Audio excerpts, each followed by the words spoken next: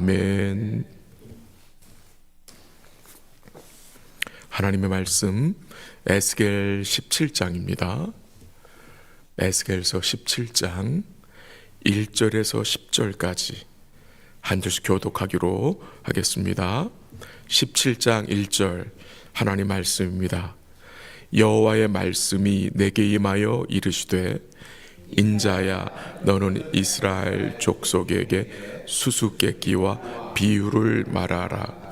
여호와께서 이같이 말씀하여 이르시되 색깔이 화려하고 날개가 크고 깃이 길고 털이 숱한 큰 독수리가 레바논에 이르러 백향목 높은 가지를 꺾되 그 연한 가지 끝을 꺾어 가지고 장사하는 땅에 이르러 상인의 성읍에 두고 또 그 땅의 종자를 꺾어 옥토에 심되 수양버들 가지처럼 큰 물가에 심더니 그것이 자라며 퍼져서 높지 아니한 포도나무 곧 굵은 가지와 가는 가지가 난 포도나무가 되어 그 가지는 독수리를 향하였고 그 뿌리는 독수리 아래에 있었더라. 또 날개가 크고 털이 많은 큰 독수리 하나가 있었는데 그 포도나무가 이 독수리에게 물을 받으려고 그 심어진 두둑에서 그를 향하여 뿌리를 뻗고 가지가 퍼졌도다. 그 포도나무를 큰 물과 옥토에 심은 것은 가지를 내고 열매를 맺어서 아름다운 포도나무를 이루게 하려 하였습니다. 너는 이르기를 주 여호와의 말씀에 그 나무가 능히 번성하겠느냐?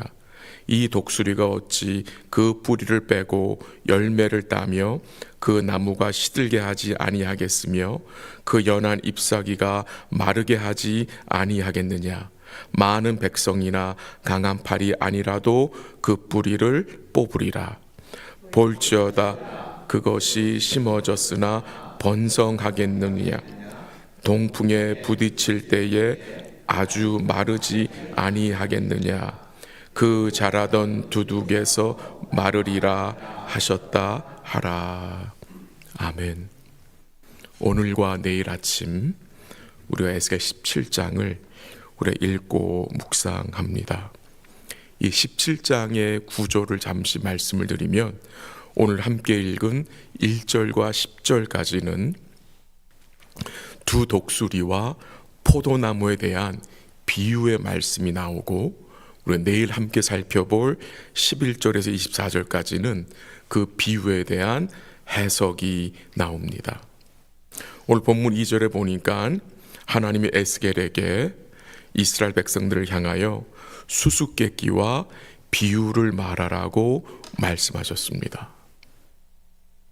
그 이유는 이 백성들이 말씀을 듣는 것이 둔하고 마음이 강팍하여 들으려 하지 않았기 때문에 수수께끼와 비유로 말하라고 전한 것입니다.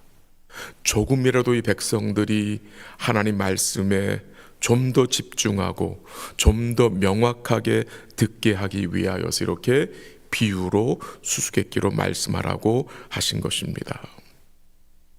하나님은 이처럼 비유를 들어서 유다 백성들의 그 죄악된 실상을 밝히셨습니다. 에스겔 15장에서는 하나님이 이 백성들을 어디에 비유했죠? 열매 맺지 못하는 포도나무에 비유해서 말씀하셨고, 에스겔 16장에서는 지난주에 설교했는데요, 이스라엘을 이 예루살렘 성읍을 버려진 여자 아이로 비유해서 또 음란한 여인으로 비유해서 그들의 죄악을 드러내셨습니다. 오늘 본문에서는 이 백성들이 하나님의 언약을 배반한 내용을 두 독수리와 포도나무 비유로 말씀하셨습니다. 3절과 4절을 보면은 색깔이 화려하고 날개가 크고 깃이 길고 털이 숱한 큰 독수리가 나옵니다. 이 큰 독수리가 레바논에 이르러 가지고 레바논 높은 가지를 꺾었다고 했습니다. 그리고 그 꺾은 연한 가지를 어떻게 해요? 장사하는 땅에 상인의 서금에 두었다. 이 장사하는 땅은 바벨론을 말하는 것입니다. 그렇다면 이 큰 독수리는 무엇을 상징합니까? 바벨론 왕을 상징하는 것이고, 이 레바논의 백향목의 높은 가지는 유다 왕 여호야긴을 상징합니다. 이 유다 왕을 레바논의 백향목으로 비유한 것은 이 예루살렘 성전과 다윗과 솔로몬의 왕궁이 이 레바논의 백향목으로 지어졌기 때문입니다. 이런 내용들을 종합하면 바벨론 느부갓네살 왕이 유다의 여호야긴 왕과 그의 백성들을 포로로 잡아서 바벨론으로 데려간 것을 이렇게 비유적으로 말한 것입니다. 한번 본문 5절 읽어볼까요? 5절 다 같이 시작.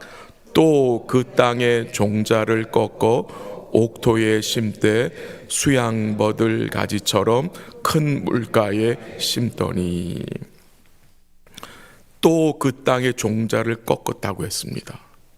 그래가지고 옥토에 심었는데, 이 꺾어서 심은, 옥토에 심은 이 가지는 누구냐?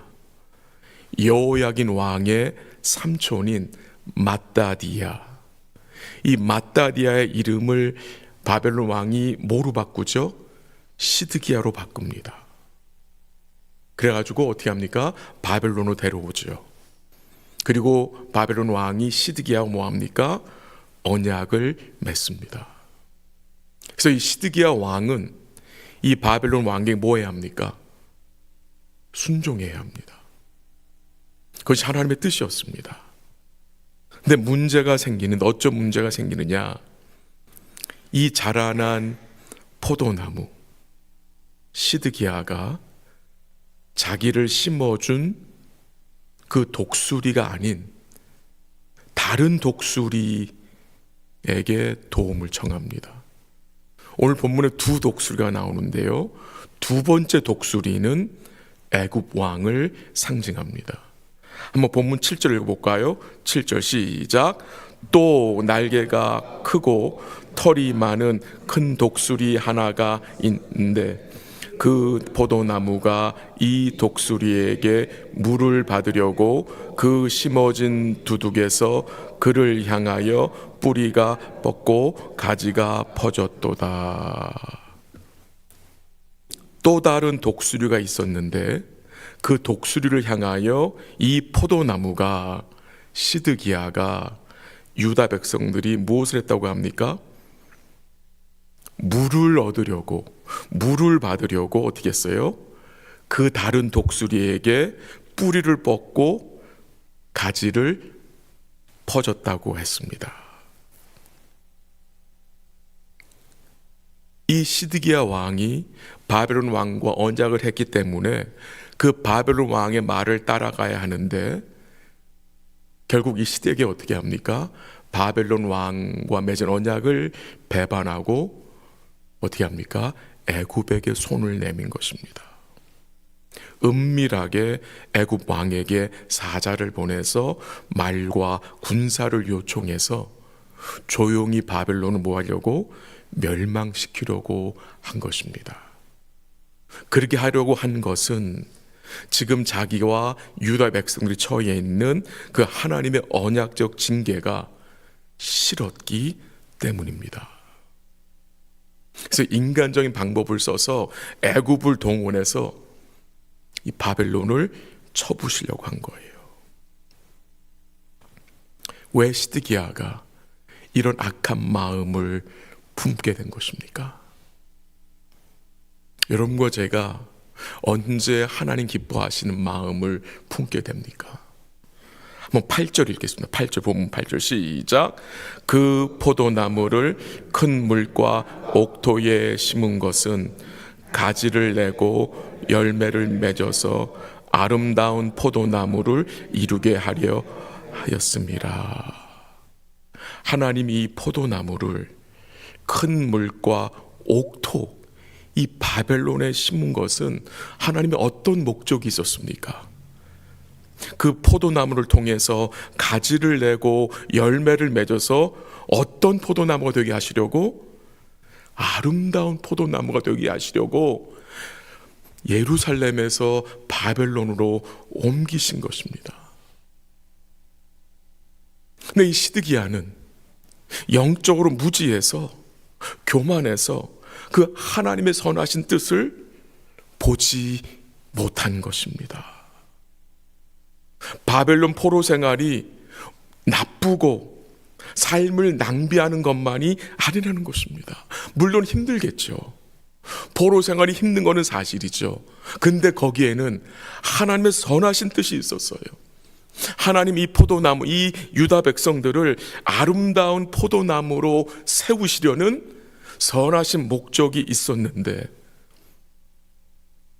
그 목적을 이 시드기야는 무지해서 뭐합니까? 깨닫지 못하고 생각하지 않은 것입니다.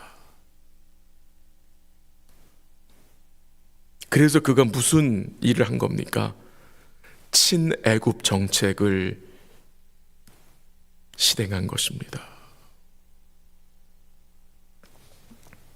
거기에 대해서 하나님 뭐라고 말씀하셨습니까? 내일 본문에 한번 확인해 볼까요? 15절 한번 가보세요. 15절 다 같이 시작. 그가 사절을 애굽에 보내 말과 군대를 구하므로 바벨론 왕을 배반하였으니 형통하겠느냐? 이런 일을 행한 자가 피하겠느냐? 언약을 배반하고야 피하겠느냐? 무슨 말입니까? 형통할 수 없다는 것입니다. 이 시드기야 왕과 유다 백성들은 하나님이 허락하신 그 언약적 징계를 어떻게 합니까? 받아들여야 하는 것입니다. 그게 하나님의 뜻이었습니다. 그래서 그들은 바벨론에 머물러야 하고 바벨론 왕에 순종해야 합니다. 그게 하나님의 뜻이었는데 그것을 뒤집고 싶은 것입니다. 그래서 인간적인 방법으로 어떻게 합니까? 애굽에게 손을 내민 것입니다. 그들이 애굽에게 손을 내민 것은 단순히 바벨론만 배반한 것이 아닙니다. 결국 시드기야와 유다 백성들은 누구를 배반한 것입니까? 하나님을 배반하고 하나님과의 언약을 뭐한 겁니까? 멸시한 것입니다. 그 내용이 19절에 나옵니다. 한번 내일 내용이지만 19절 다 같이 읽어볼까요? 다 같이 시작. 그러므로 주 여호와의 말씀이라. 내가 나의 삶을 두고 맹세하노니 그가 내 맹세를 업신여기고 내 언약을 배반하였은즉 내가 그 죄를 그 머리에 돌리되. 지금 시드기야와 유다 백성들이 바벨론 왕을 배신하고 애굽에 도움을 청한 것을 19절에서 뭐라고 설명했습니까? 그가 내 언약을 업신여기고 내 맹세를 배반하였다. 결국 그들은 애굽에게 손을 내밀므로 하나님을 업신여기고 하나님과의 언약을 뭐한 겁니까? 배반한 것입니다.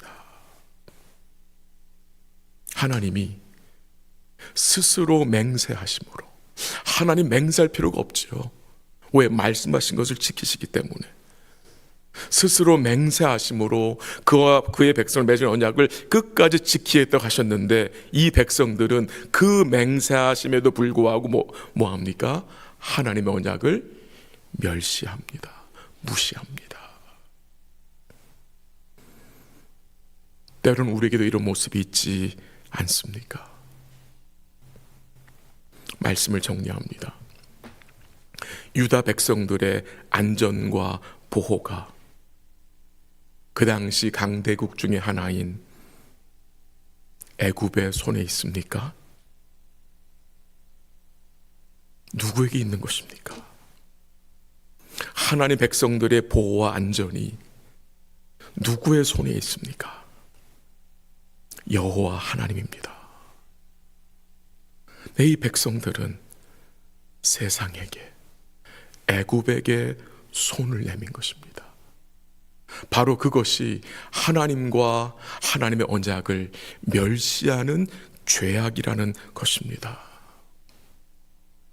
오늘 우리의 손이 누구를 향해 뻗어져야 합니까?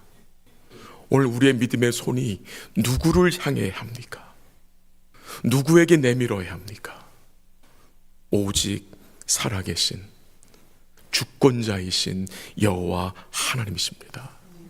우리 하나님만이 높은 나무를 낮추고 낮은 나무를 높이며 푸른 나무를 말리고 마른 나무를 무성케 하시는 분이시기 때문입니다. 모든 주권이 전능하신 하나님께 있음을 우리는 잊지 말아야 합니다. 그 주권을 우리가 아는 것만이 아니라 그 주권자를 우리 뭐 해야 합니까? 의뢰해야 합니다. 그 주권자를 의뢰한다는 말은 결국 무슨 말입니까? 그가 하신 말씀을 뭡니까? 받아들이고 그 말씀에 순종하는 삶입니다. 온 세상을 움직이시고 이 교회의 머리가 되셔서 이 교회를 주관하시고 이 교회에 속한 모든 권속들을 붙드시는 분은 우리를 구원하신 우리 주 예수 그리스도이십니다. 어렵고 힘든 상황 속에서도 끝까지 우리 주님의 은혜의 다스림을 의뢰하시고 모든 상황 속에 주님은 우리를 향하여 선하신 계획을 가지고 계심을 우리 성도님들이 믿음으로 인정하고 오늘도 감사함으로 우리 하나님 아버지께 손을 내미는 복된 기도의 시간이 되시기를 주의 이름으로 간절히 기도합니다. 같이 한번 기도하겠습니다. 하나님 아버지 감사합니다. 오늘도 말씀을 통해서 우리의 중심을 살피게 하심에 감사합니다. 우리의 손이 어디에 뻗어 있는지 다시 돌아보게 하심에 감사합니다. 우리의 손이 이 온 세상을 움직이시고 교회의 머리가 되시는 우리 주님께 향하기를 원합니다.